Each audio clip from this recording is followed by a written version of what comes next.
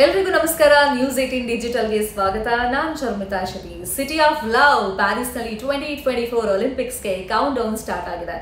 ಇವತ್ತಿಂದ ಆಗಸ್ಟ್ 11ನೇ ತಾರೀಕಿನ ತನಕ ಒಲಿಂಪಿಕ್ಸ್ನ ರಂಗು ಪ್ಯಾರಿಸ್ನಲ್ಲಿ ಇರುತ್ತೆ.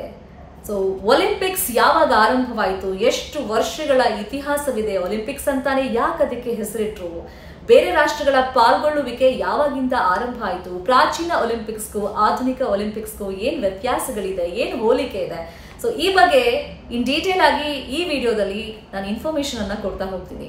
ಒಲಿಂಪಿಕ್ಸ್ ಅಂದ್ರೆ ಇದು ಕೇವಲ ಕ್ರೀಡಾಕೂಟ ಖಂಡಿತ ಅಲ್ಲ, ಕ್ರೀಡೆಯ ಜೊತೆಯಲ್ಲಿ ಸಂಸ್ಕೃತಿಯ ಅನಾವರಣ ಕೂಡ ಈ ಒಲಿಂಪಿಕ್ಸ್ ನಲ್ಲಿ ಆಗ್ತಾ ಹೋಗುತ್ತೆ.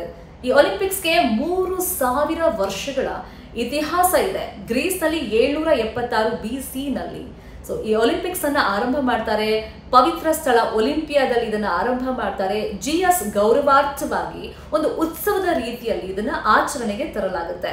ಸುಮಾರು 150 ವಿವಿಧ ನಗರಗಳಲ್ಲಿ ಉತ್ಸವ ಅಂತೇಳಿ ಬೇರೆ ಬೇರೆ ರೀತಿಯಲ್ಲಿ ಆಚರಣೆಯನ್ನ ಮಾಡ್ತಾರೆ. ಆದ್ರೆ ಒಲಿಂಪಿಯಾದಲ್ಲಿ ನಡೆದಂತ ಈ ಒಲಿಂಪಿಕ್ಸ್ ಇದೆಯಲ್ಲ, ಇದು ತುಂಬಾ ಫೇಮಸ್ ಆಗುತ್ತೆ, ಪಾಪ್ಯುಲರ್ ಆಗುತ್ತೆ. ಹಾಗಾಗಿ GS ಗೌರವಾರ್ಥವಾಗಿ 4 ವರ್ಷಗಳಿಗೆ ಒಮ್ಮೆ ಈ ಒಲಿಂಪಿಕ್ಸ್ ಕ್ರೀಡಾಕೂಟವನ್ನ ಹಮ್ಮಿಕೊಳ್ಳಲಾಗುತ್ತೆ.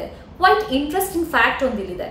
ಸೊ ಈ ಒಲಿಂಪಿಕ್ಸ್ ನಲ್ಲಿ ಪುರುಷರಿಗೆ ಫಸ್ಟಿಗೆ ಅವಕಾಶವನ್ನ ಮಾಡಿಕೊಡ್ತಾರೆ. ಕಾರಣ, ಗ್ರೀಕ್ಗೆ ಪ್ರತ್ಯೇಕವಾದಂತ ಸೈನ್ಯ ಇರೋದಿಲ್ಲ, ಒಂದು ತರಬೇತಿ ಅಂತ ಬೇಕಲ್ಲ, ದೇಹವನ್ನ ಸದೃಢವಾಗಿ ಇಟ್ಕೊಳ್ಬೇಕಲ್ಲ, ವ್ಯಾಯಾಮಗಳನ್ನ ಮಾಡ್ಬೇಕಲ್ಲ, ಅದಕ್ಕೆ ಕ್ರೀಡೆ ಅನ್ನೋದು ತುಂಬಾ ಮುಖ್ಯವಾಗುತ್ತೆ ಅಂತ ಹೇಳಿ ಈ ಉತ್ಸವದಲ್ಲಿ ಪುರುಷರಿಗೆ ಅವಕಾಶವನ್ನ ಮಾಡಿಕೊಡ್ತಾರೆ.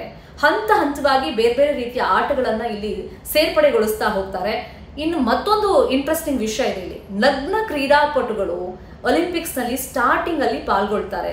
ಸಾರ್ವಜನಿಕವಾಗಿ ಈ ಬಗ್ಗೆ ನಮಗೆ ಮುಜುಗರ ಆಗ್ಬೋದು ಅಥವಾ ತುಂಬಾ ವಿಚಿತ್ರ ಅಂತ ಅನ್ಸ್ಬೋದು, ಆದ್ರೆ ಈ ಬಗ್ಗೆ ಯಾವುದೇ ನಾಚಿಕೆಗೇಡಿನ ಸಂಗತಿ ಅವ್ರಿಗೆ ಆಗಿರ್ಲಿಲ್ಲ. ನಗ್ನವಾಗಿ ಕ್ರೀಡಾಕೂಟದಲ್ಲಿ ಪಾಲ್ಗೊಳ್ಳುವಂಥದ್ದು, ತಾಂತ್ರಿಕವಾಗಿ ಸ್ವತಂತ್ರವಾಗಿ ಜನಿಸಿದಂತ ಗ್ರೀಕ್ನ ಪ್ರಜೆಗಳಿಗೆ ಮಾತ್ರ ಫಸ್ಟಿಗೆ ಅವಕಾಶ ಇರುತ್ತೆ.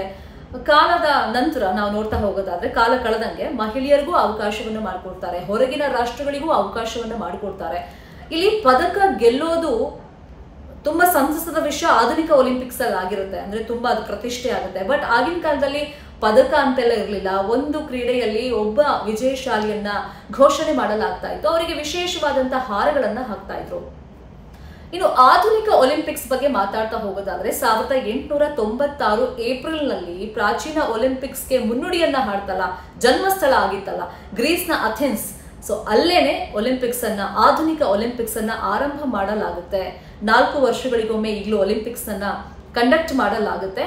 ಸೊ ಇಲ್ಲಿ ಪದಕ ಅನ್ನೋದು ದೊಡ್ಡ ವಿಷಯ. ನಾನು ಆಗ್ಲೇ ಹೇಳ್ದಂಗೆ ಇತಿಹಾಸವನ್ನ ನೋಡ್ತಾ ಹೋಗೋದಾದ್ರೆ, ಪುರಾತನ ಒಲಿಂಪಿಕ್ಸ್ ನಲ್ಲಿ ಪದಕ ಅಂತ ಏನಿರಲಿಲ್ಲ, ಆದ್ರೆ ಆಧುನಿಕ ಒಲಿಂಪಿಕ್ಸ್ ನಲ್ಲಿ ಪದಕ ಅನ್ನೋದು ತುಂಬಾ ಇಂಪಾರ್ಟೆಂಟ್ ಆಗುತ್ತೆ. ಯಾವ ದೇಶ ಎಷ್ಟು ಪದಕಗಳನ್ನ ಗೆಲ್ತು, ಅದು ಚಿನ್ನನ, ಬೆಳ್ಳಿನ, ಕಂಚ, ಇದೆಲ್ಲವೂ ಕೂಡ ತುಂಬಾ ಪ್ರತಿಷ್ಠೆ ಆಗುತ್ತೆ, ಇಂಪಾರ್ಟೆಂಟ್ ವಿಷಯ ಆಗುತ್ತೆ.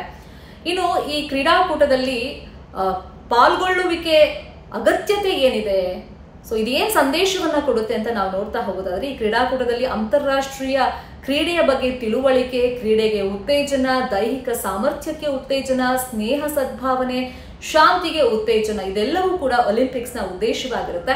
ಇನ್ನು ಭಾರತದ 117 ಕ್ರೀಡಾಪಟುಗಳು ಸೊ ಈ ಬಾರಿ ಪ್ಯಾರಿಸ್ ನಲ್ಲಿ ಒಲಿಂಪಿಕ್ಸ್ ನಲ್ಲಿ ಪಾಲ್ಗೊಳ್ಳಲಿಕ್ಕೆ ಹೋಗಿದ್ದಾರೆ. ಅವರಿಗೆಲ್ಲ ಆಲ್ ದ ಬೆಸ್ಟ್.